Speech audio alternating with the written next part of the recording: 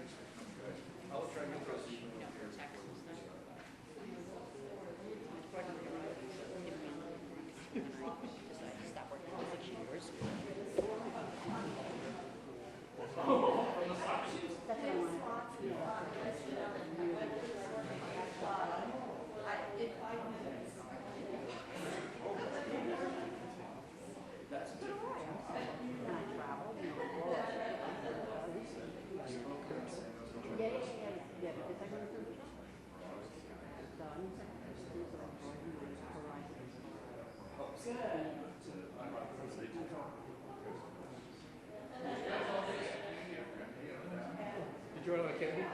Did you run out of candy? No, we didn't.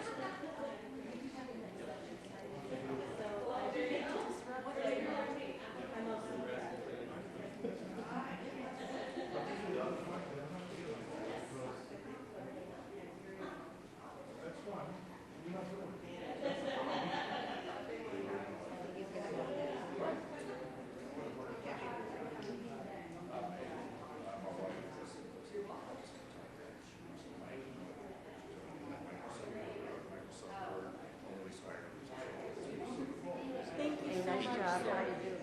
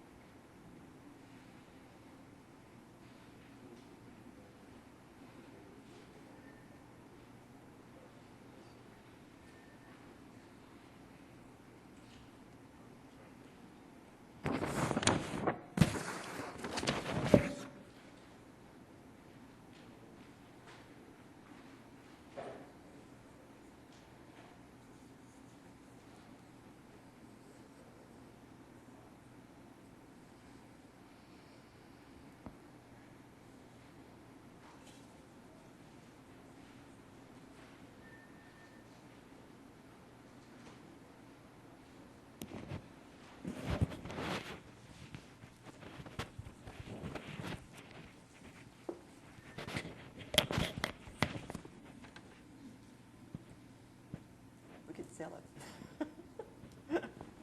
Somebody left their watch up here. They might want this later.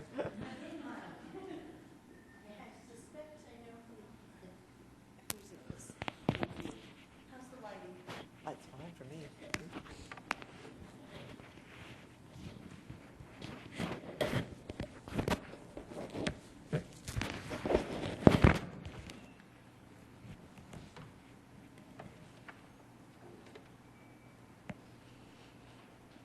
We'll give it another couple of minutes and see if anybody else comes in.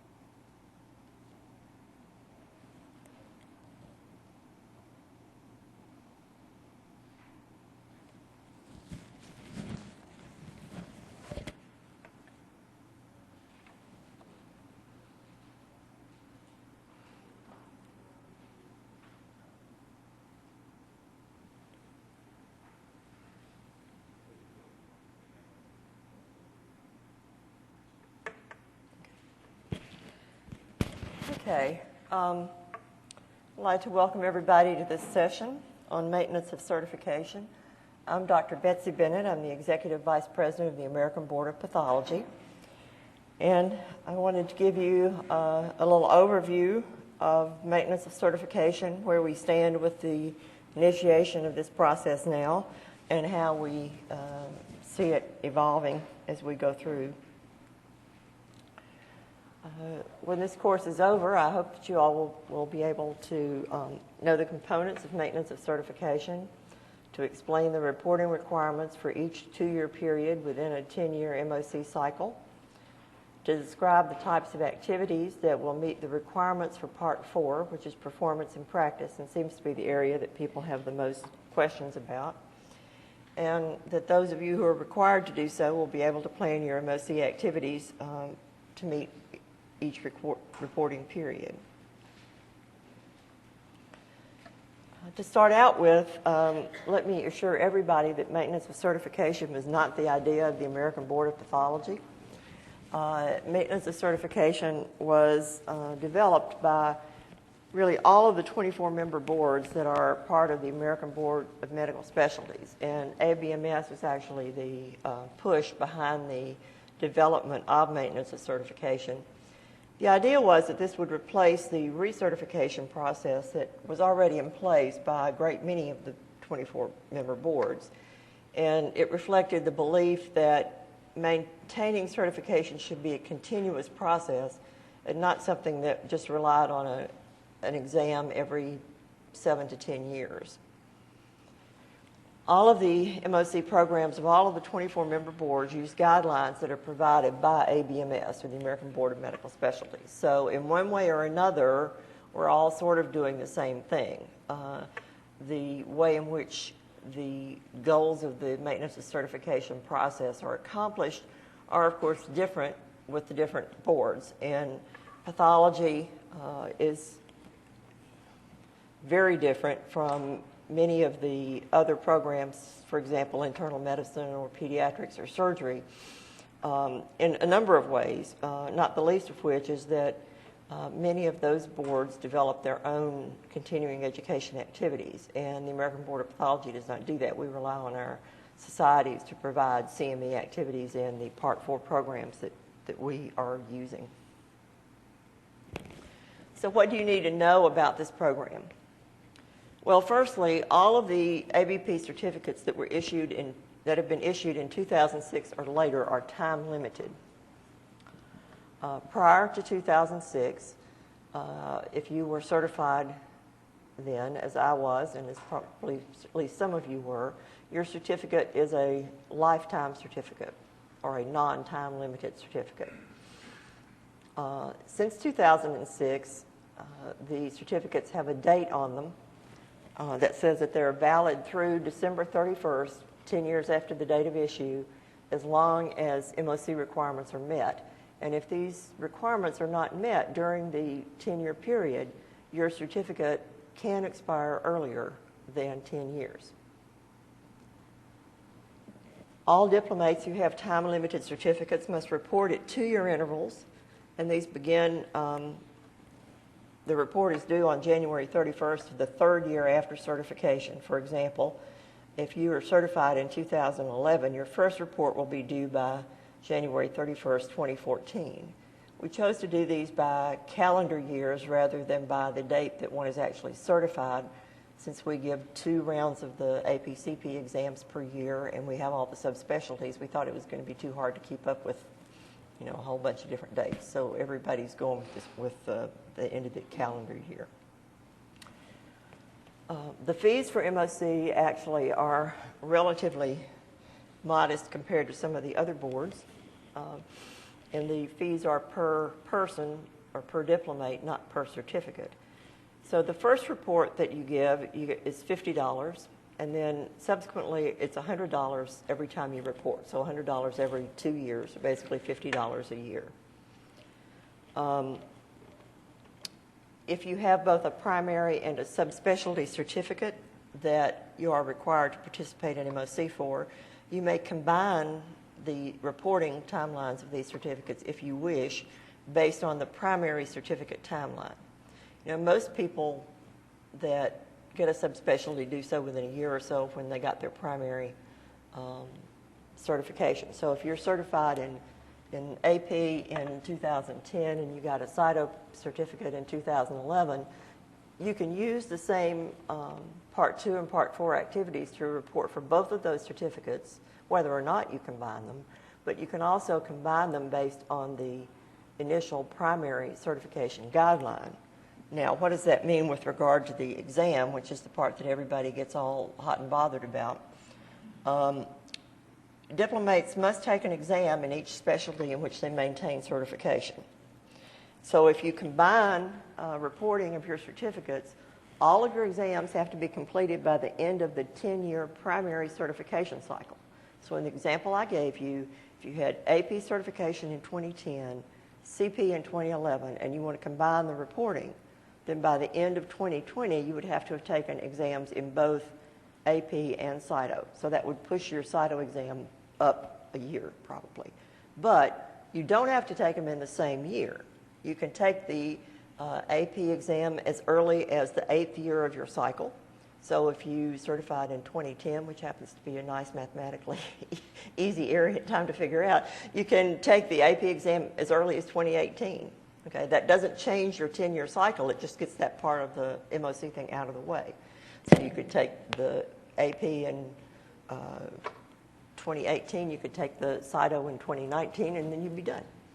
Okay, so you can take them in the same year if you want, and we'll go in a little more detail in a few minutes explaining how you could do those exams, but you don't have to. Okay, now this is something that we actually thought quite hard about before we made a decision. And some boards allow this and some boards do not. You may maintain any or all of your certificates. If you were initially APCP and you find that all you're doing is AP, you can relinquish your CP certificate if you wish. A lot of people, though, you'll find that even if you're primarily AP, you may have some degree of CP coverage on weekends, or you may have some responsibility in an area of CP, in which case then you really need to maintain both, because your privileges are going to be tied to what you're certified in at some point. The other thing I run across are people that say, well, I'm AP in Derm Path, and I have this wonderful job, and I'm never going to do anything but Derm Path, so I'm going to let my AP certificate go. And, again, if you're 20 years down the road rather than 10 years down the road, you may be able to say that. If you're 10 years down the road, I encourage everybody to maintain everything that they have at least through the first cycle. So you may have this great Derm Path job, but you know, times are uncertain, and generally it's last hired, first fired.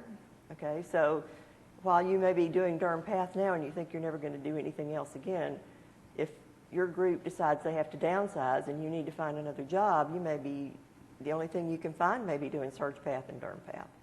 So I think that you need to really think long term about what you need to maintain and recognize that you can use the same Part 2 and Part CME and SAMS and Part 4 performance and practice activities to satisfy all of those.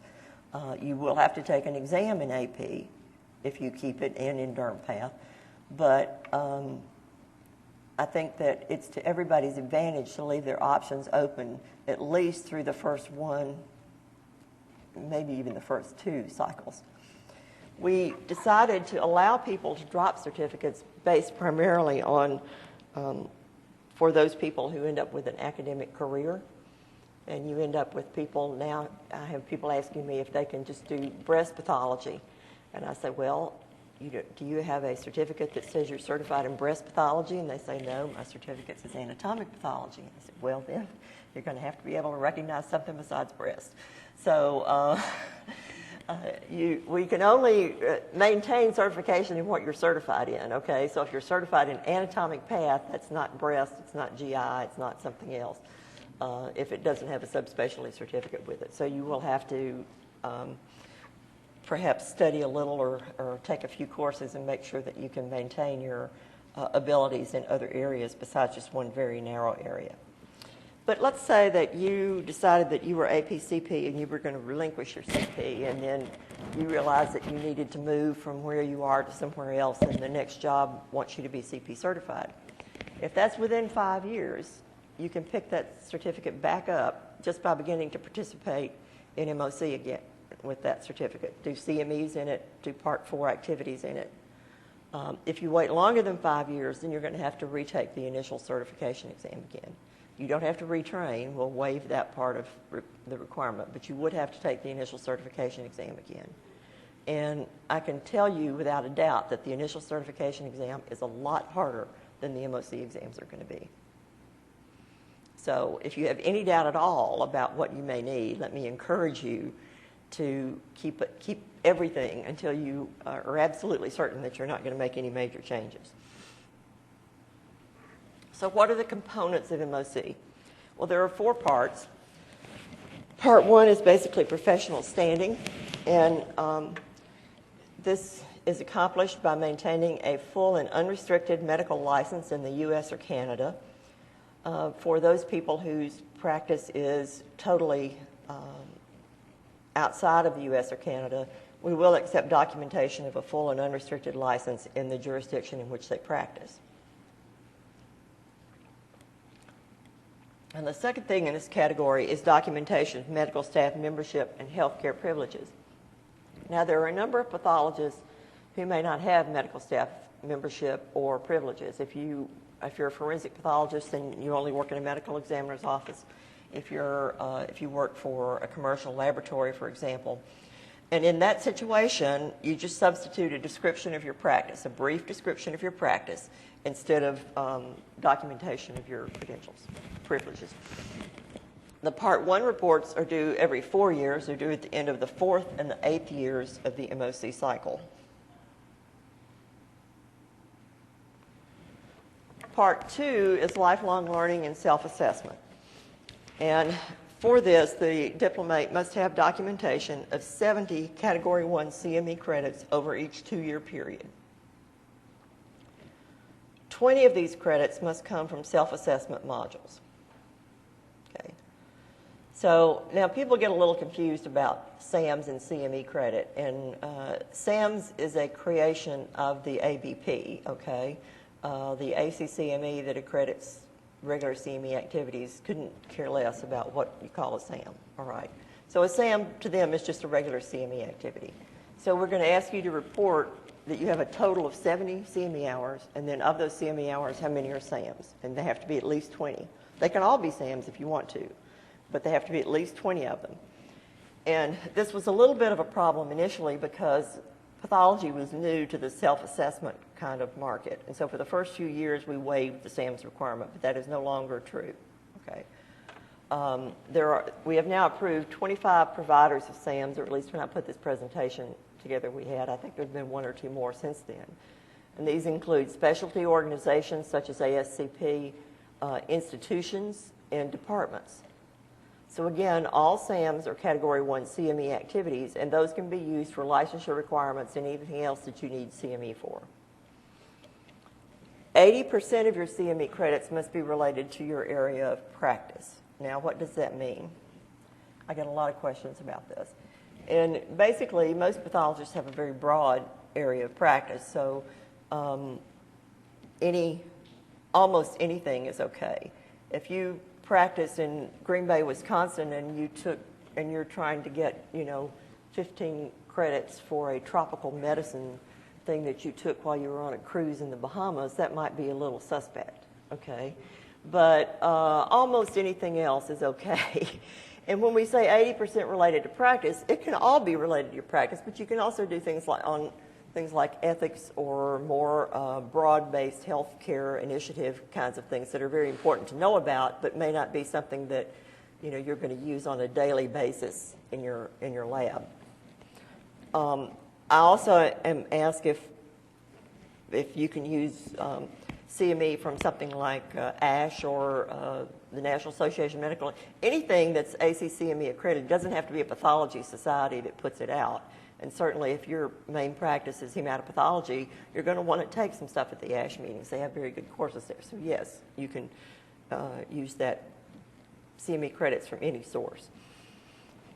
Part 2 activities are reported throughout the 10-year reporting cycle, and the first report is due January 31st of the 3rd year following initial certification, and then every 2 years thereafter. So again, if you're certified in 2011, your first report, which would contain your CME and SAMS activities, would be due January 31st, 2014, and then it would be due again, you'd have it due again 2016 with some additional stuff for the 4-year reports. 2018, and so on. We don't ask you to submit documentation of your CME and SAMS activities unless you're requested to do so as part of an audit, and we will be auditing a certain percentage of the reports that we get. We do hope that we're going to be able to receive direct reports from some CME providers by the next time reporting is due, which is 2012. And we've thought about this a little bit, and our software developer has been talking with ASCP and some of the other groups. So basically, for example, if you took courses at this meeting and ASCP has a record of those courses, then they can, and you say, yes, please send those to ABP, they can feed that directly into your file with, as long as they have the appropriate identifying information at ABP, and you don't have to go put it in. So it'll just show up there when you get ready to do that. And if the information is coming from the society, we're not going to audit that. That's basically a given audit. They've got the record, you did it, okay. One of the things that we've sort of played with a little bit is, for most of the societies that do this, you can go in and add stuff to your record there. So if you took CAP courses, you can put those in the ASCP record. And we've been trying to figure out how to eliminate the possibility that we could end up counting courses multiple times. And I think what we finally decided was we're just going to ask the societies to report only on the courses that they sponsor, so that if you have added material to your profile, you can keep that for your own records, but that we're going to ask each society, I think, to transmit just what they can tell us for sure that you took. Our developer is still working with the groups on that, and I don't know how far that's gone, but that's sort of what we were thinking about. Okay, so now this is the part that everybody gets all up in arms about, the cognitive evaluation, otherwise known as the test. Okay, the exams have to be proctored, secure, and computerized. Okay, there were a couple of the boards that really felt like that the exam should be open book, because that's how we practice. You're not quite sure what it is. You think you know what it is. You go get the book and you, as we used to say, bird book it to see if you can match the picture up with what you got. But ABMS was absolutely adamant, and there weren't enough boards that were in favor of this that we could push it through. So the exams are closed book and secure. The exams will be modular. The APCP exams will be modular. And each diplomate will be asked to choose 6 modules, and there are 25 questions each, so 150 questions. The choice of modules will have to be made at the time that you apply and register for the exam. And you're not going to be, you need to think about that carefully before you sign up, because you're not going to be able to change them once you sign up for them, because at least initially we're not going to have so many modules that we can just sort of play around and move things back and forth freely. We're going to have to know well ahead of time what everybody's going to take. Some of the subspecialty examinations will also be modular. For example, hematology, neuropath, molecular genetic path, and pediatric path. The remainder will not. Most of those will be, if it's not modular, it's just a 150 question exam. If it is modular, it's probably something like a 50 question general module that everybody has to take, and then you'll be able to pick from some of the other subspecialty type modules like bone marrow or wet hematology or something like that. Each module will be approximately 80% practical, that is based on images or virtual slides, and 20% written, and all of the slides will be virtual. The modules will be graded together as one examination, so if you don't do well on one module, that doesn't mean you're going to fail the exam. Everybody always says, well, we're not going to have to come to Tampa to do this, are we? And long term, no, I don't think so. But probably the first year or two that we give the exam, my guess will be that we'll have to do it in Tampa in order to make sure that everything is working right, because we've got the most control over the environment there. So for the first year or two, they may be in Tampa. After that, we hope we'll be able to give them in a multitude of places. And the idea is that a diplomate would be able to complete a PCP examination and one subspecialty exam in one day, so that for most people, they'll be able to do all of this in one day, and you won't have to come back unless you choose to do your subspecialty at a different time, which you can. Okay, so what's the idea here? For the APCP exam, there will be general AP modules and there will be general CP modules, and everybody is going to have to take at least one of each for the most part. Okay, I'll show you. So for option 1, you could take one general AP module, one general CP module, and then add 4 more. Now, if you do AP and the only CP you do is basically weekend coverage, there will be a general CP module that will be things like what you need to know to cover the weekends, okay? And you can take that one and all of the rest of them in AP, and because they're all graded together, even if you fail that one, you would still pass the exam if you pass all the others, okay? Everybody got that? I heard sighs of relief coming from back in the day. Well, we don't know that yet. We haven't gotten that far yet. The second option would be if, you sign out some surge path, but you do mostly CP. You sign out a little bit of, you do a little bit of cytology and you do a little bit of neuropath, or you cover the autopsy service or something. You could take 2 more subspecialty type modules in AP, then a general CP, and then 3 more CPs if that was what you wanted to do. Or you could, in the reverse situation, you could take a general and 2 specialty modules in a general AP and 2 specialty modules in CP. So you either have to take 1 general in each, or you take a general in one and 2 specialty modules in the other. Okay? So if you're APCP certified, that's what you're going to end up doing. Now, if you're AP only or CP only, you still have to take a 150 question exam. All right? You don't get to cut it to 75 just because you are only doing one of them. You still have to take 150 questions. But you can mix that up with general and specialty modules, depending on how many of each we have. Okay? And that's basically all this is showing you. So at the moment, the modules that we're planning on having, we plan on having 2 general AP modules, which will include some surge paths, some autopsy questions, some cytology. 2 general surge path modules, a mixed general surge path cytology module, which would probably be about 50-50 surge path and cyto, and then a general cytology module. We're also going to have GYN cytology, non-GYN cytology, bone, soft tissue, breast. You can read these. I don't need to go through all of them, but we plan on having modules in all of these. And dermatology 1 and 2 is probably going to be benign and malignant for one, or benign for one and malignant for the other. I'm not sure which.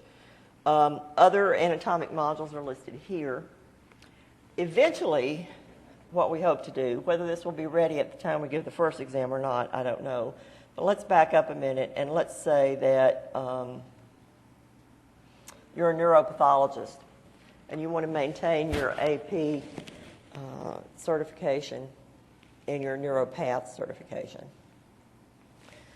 What we would hope that we could do would be that you could take a general AP, 1 or 2 general AP modules. And then for neuropath, we hope to have at least 2 levels of many of these modules. Level 1 would be for the basic general pathologist, and level 2 would be for the person who's a neuropathologist or specializes in GI or breast or something and wants to, because they build themselves as an expert, we're going to let them have the opportunity to take a module that might be a little harder than the general module might be. Okay, so you can choose to do that. It'd be like a level 1 and a level 2 module. So, if you're just doing it generally, you're not going to get the level 2 unless you ask for it, okay? So, but you can do that, and there are people who would feel much more comfortable being able to take, say, 2 neuropath modules as part of their AP in addition to the neuropath. Yeah, question? Thinking harder module, does that mean anything? No.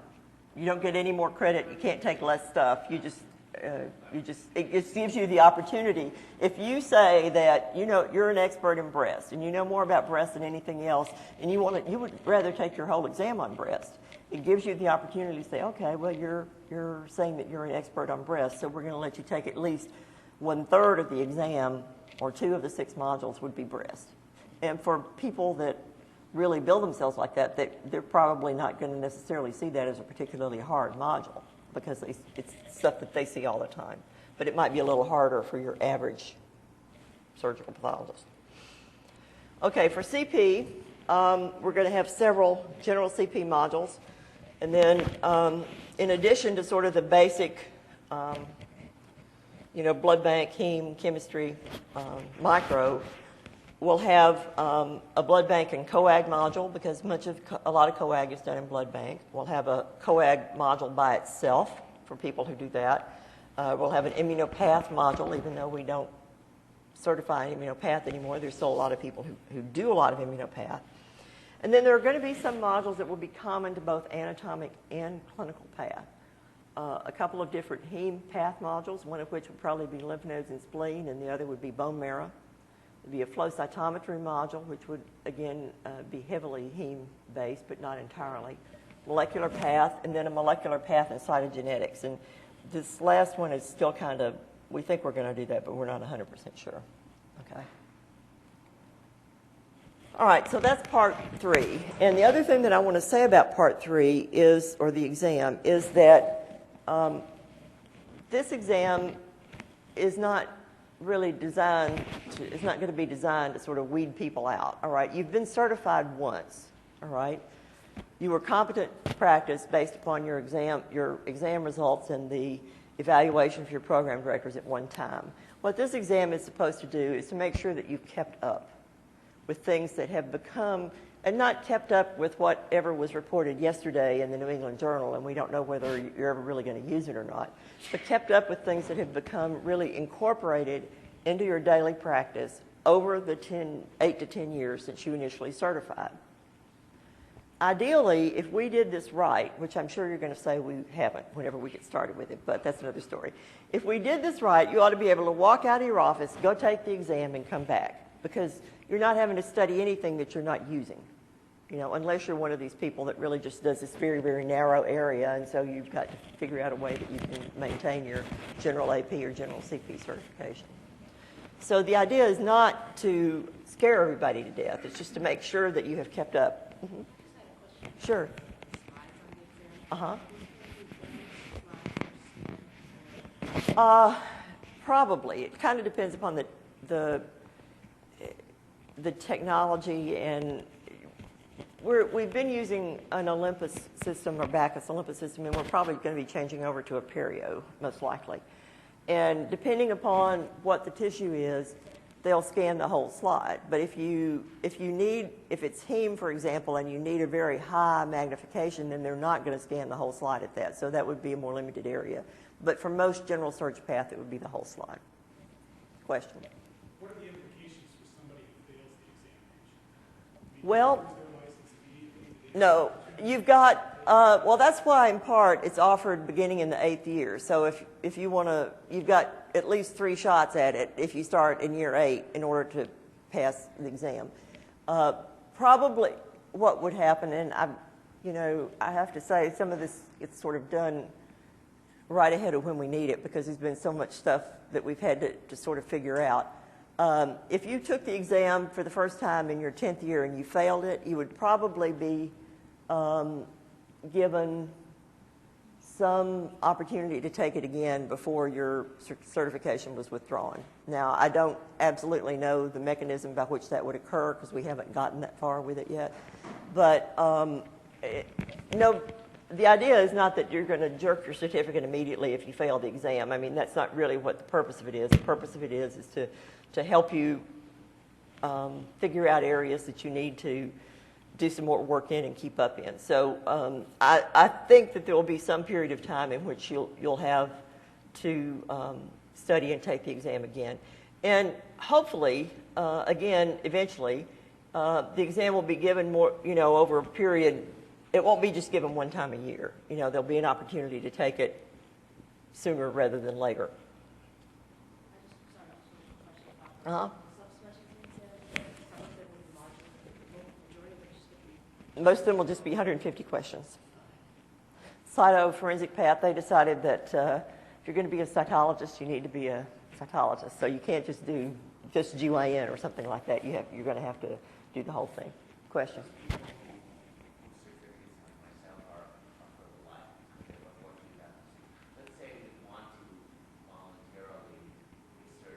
It does not put your certificate in jeopardy.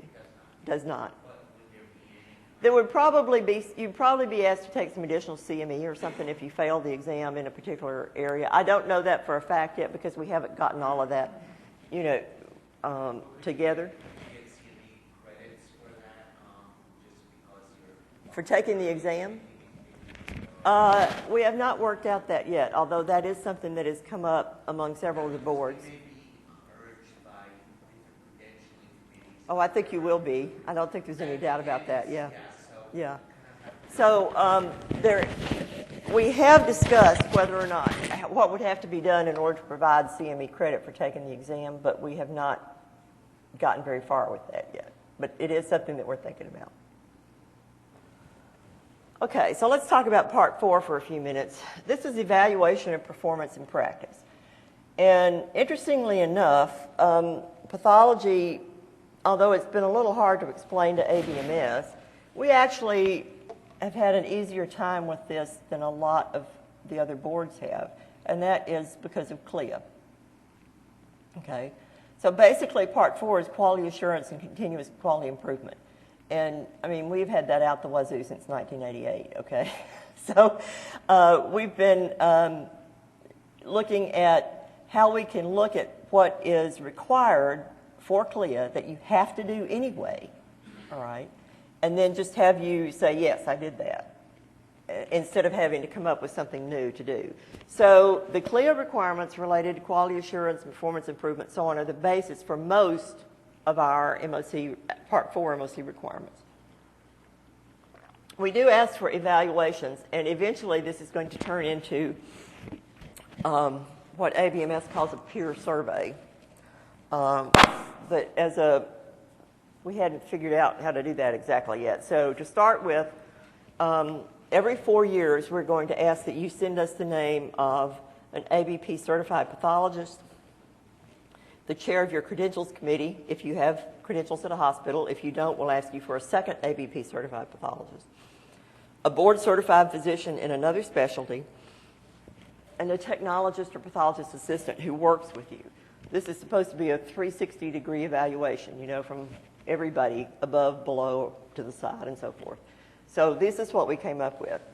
The first year that we actually got these was this past year, and I got a couple of phone calls that I found both interesting and a little distressing, and they went something like, I don't know any other board-certified pathologists. Okay. Or, I don't know any board-certified physicians in another specialty. And you want to say, doesn't somebody send stuff to your lab?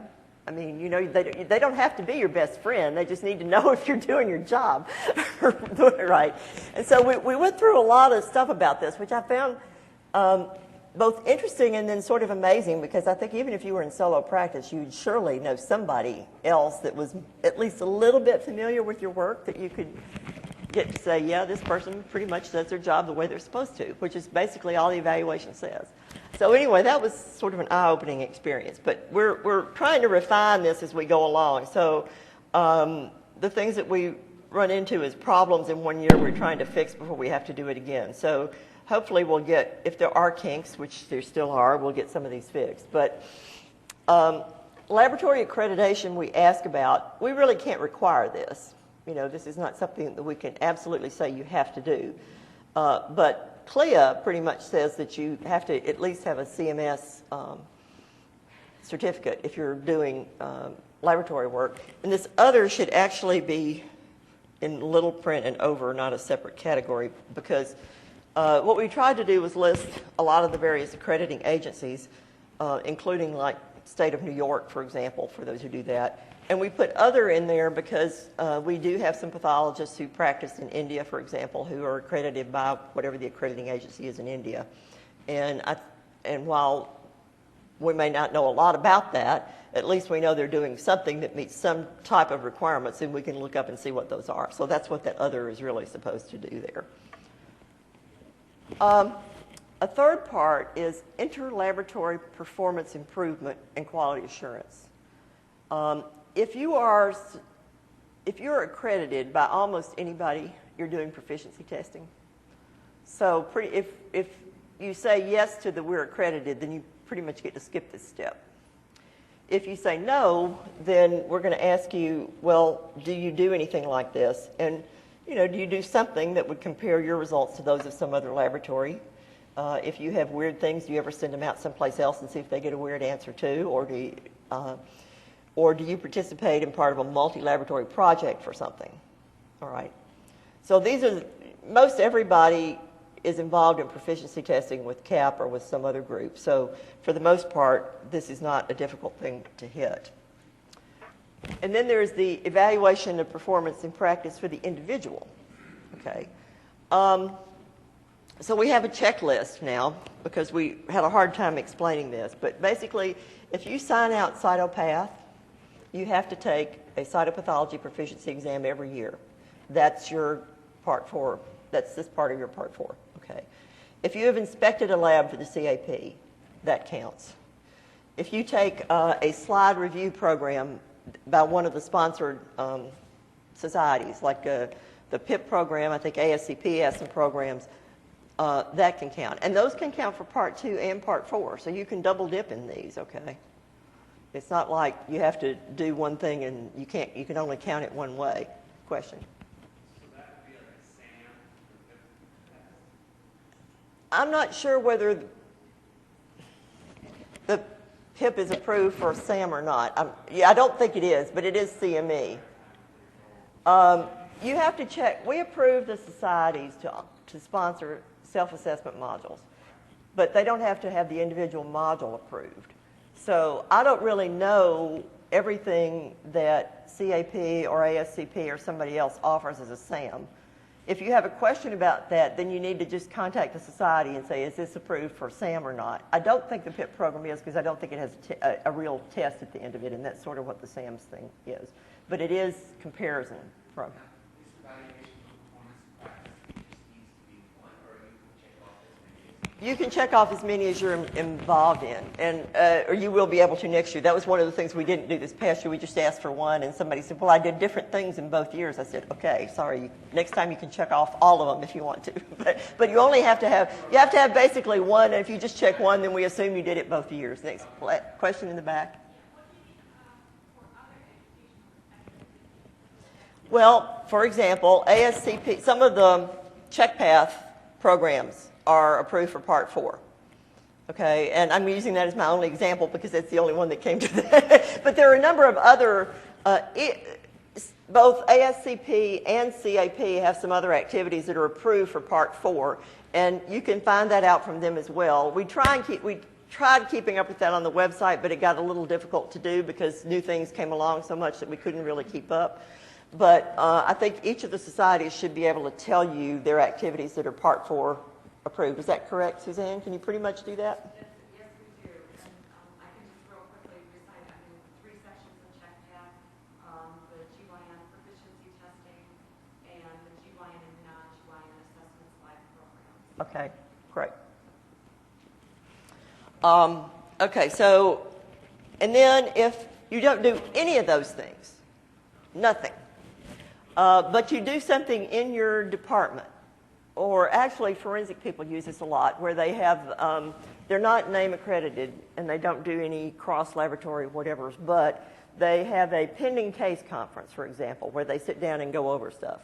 Or you did a QA activity with microbiology where you looked at your blood culture contamination rate or something like that. There is a form on the website that you can fill out and send that in and say, this is what I did for my QA activity. And, you know, if it's remotely feasible, we'll approve it, okay?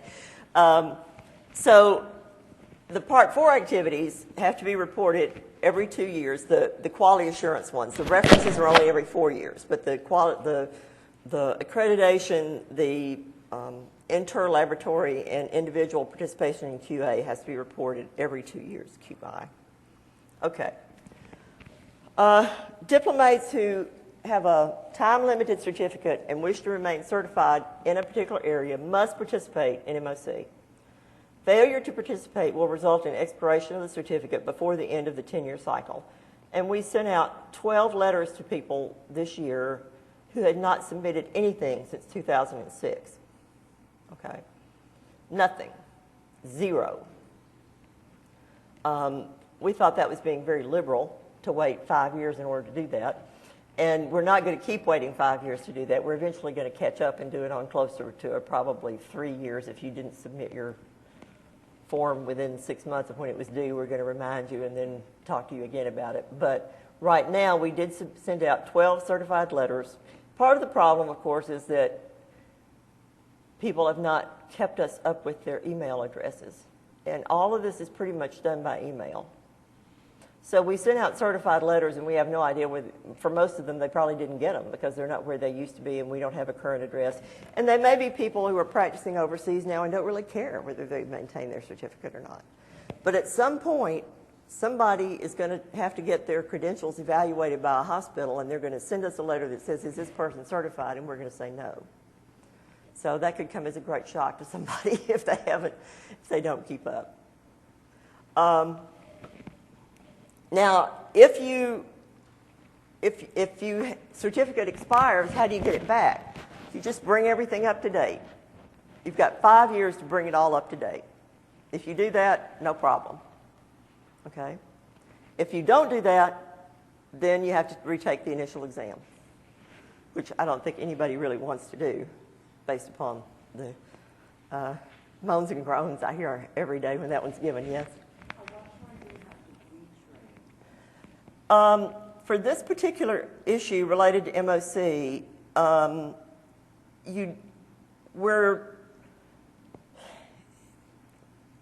we don't have a retraining requirement in here.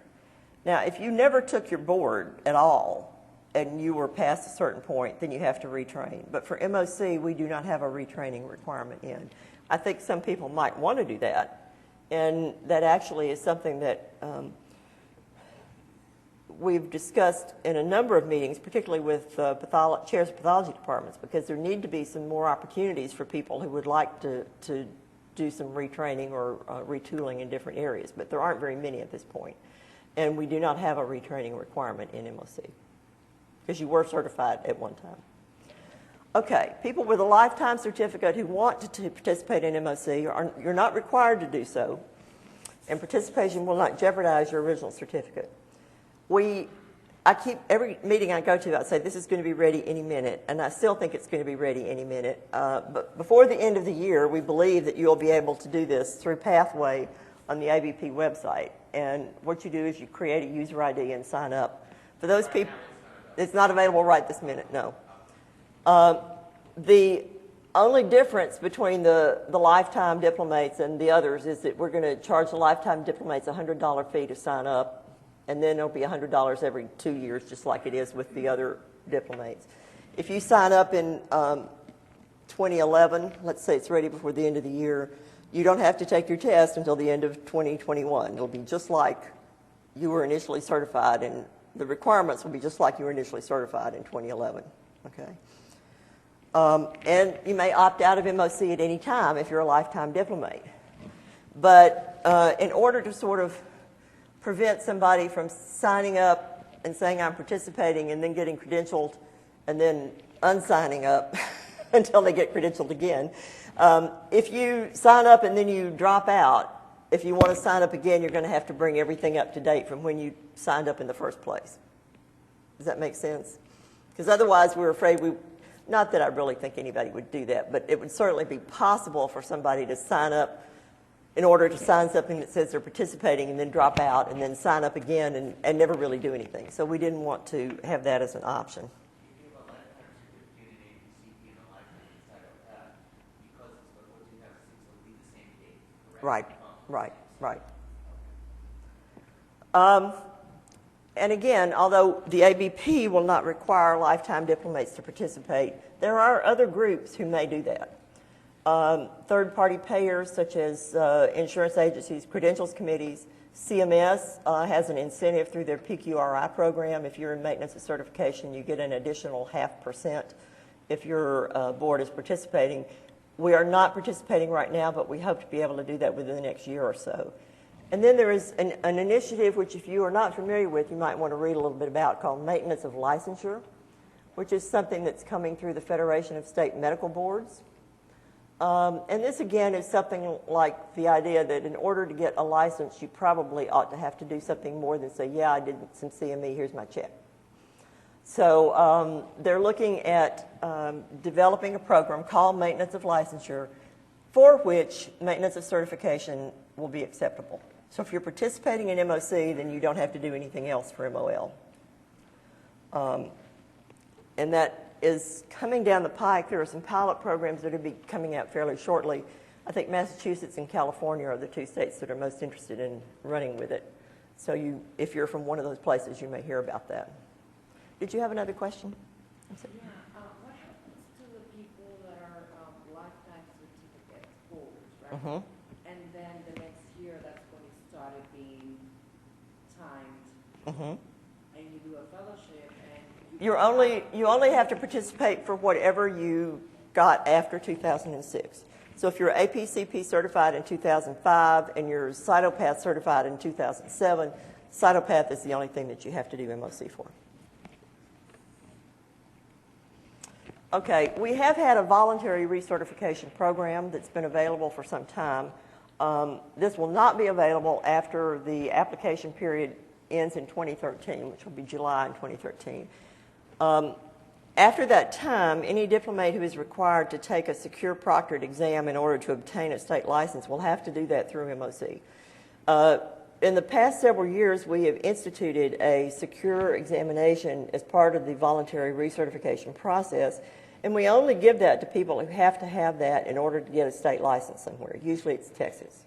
And then I kept trying to figure out why everybody was moving to Texas, and it has something to do with a cap on malpractice. But anyway, that's another story. But if you want a license in Texas and you haven't had a secure exam in 10 years, you're going to have to take some kind of test. And you can either take the SPECS exam or the state Texas exam, or you can take a recertification exam in your own specialty.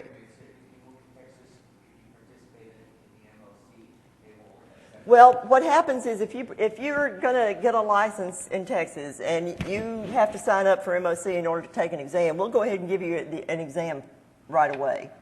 Okay, so you can take, because you have to pass the exam. Right. Right. It's much easier to take the MOC exam than the general medicine exam, for most of us anyway. Okay, you're moving to Texas? Okay. Okay. Now then, there is a category called clinically inactive. And if you're clinically inactive, that means, as defined by ABMS, that you have not practiced pathology for 2 years. Okay? If you're seeing patients, it means you haven't seen a patient in 2 years, which everybody thought was extremely generous. But at any rate, for pathology, you haven't practiced pathology for 2 years. You notify us that you're clinically inactive, and we keep that on record, and then that eliminates your having to do Part 4, which is the quality assurance part. You still have to do the other parts. You still have to keep a license. You have to do CME. You have to take the test, but you don't have to do Part 4. When you re-enter practice, you just let us know that you're back active again, and you start with MOC within 6 months. And that's basically all there is to that.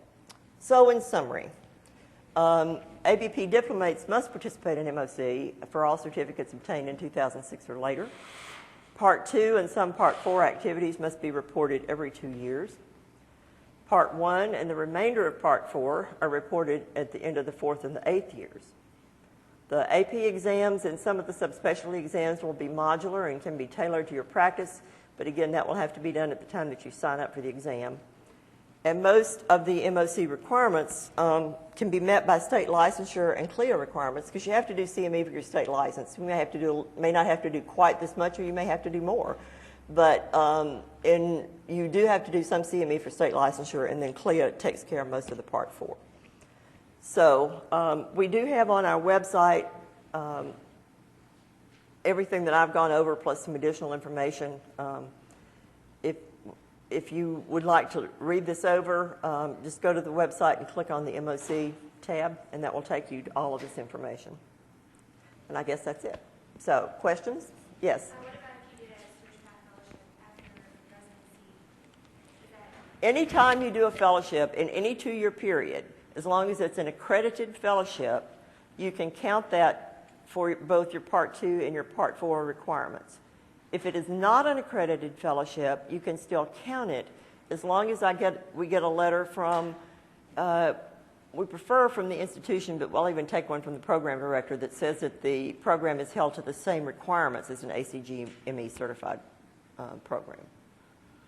Yes?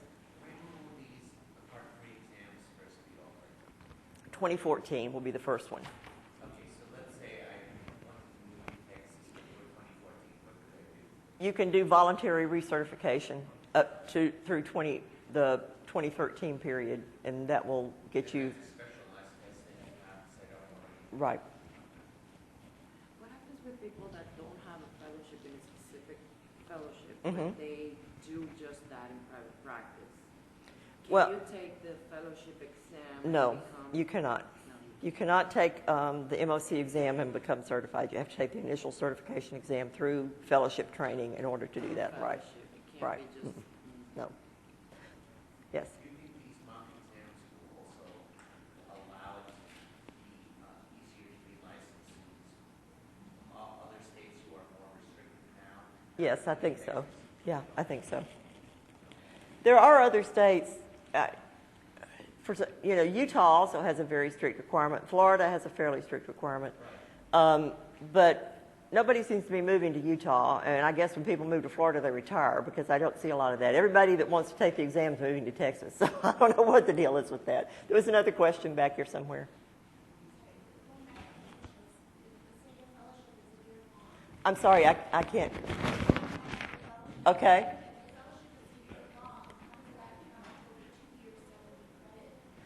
We're just nice. Okay, I think that's my end of my time. Thank you very much. I appreciate it.